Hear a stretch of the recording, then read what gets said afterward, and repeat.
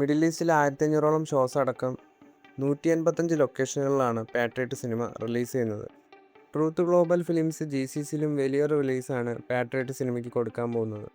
Last വന്ന report പ്രകാരം സിനിമയുടെ വേൾഡ് വൈഡ് പ്രീസെയിൽ 7 കോടി കടന്നിട്ടുണ്ടായിരുന്നു.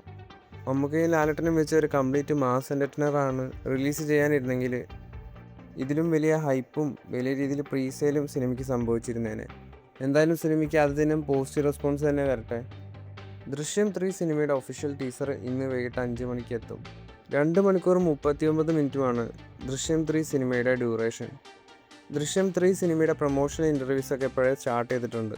മെയ് 21-നാണ് സിനിമയുടെ റിലീസ്. പക്ഷേ UK സിനിമയുടെ ബുക്കിംഗ് ഒക്കെ സ്റ്റാർട്ട് ചെയ്തിട്ടുണ്ട്. സിനിമയുടെ ടീസർ സെൻസർ ചെയ്തപ്പോൾ യൂസ് സർട്ടിഫിക്കറ്റാണ് കിട്ടിയിട്ടുള്ളത്. അതുപോലെ 1 മണിക്കൂറും 44 സെക്കൻഡുമാണ് ദൃശ്യം 3 സിനിമയുടെ ടീസറിൻ്റെ ലെങ്ത്ത്. അപ്പോൾ എന്തായാലും ദൃശ്യം 3 സിനിമയുടെ ടീസർ കാണാനായിട്ട് കാത്തിരിക്കാം.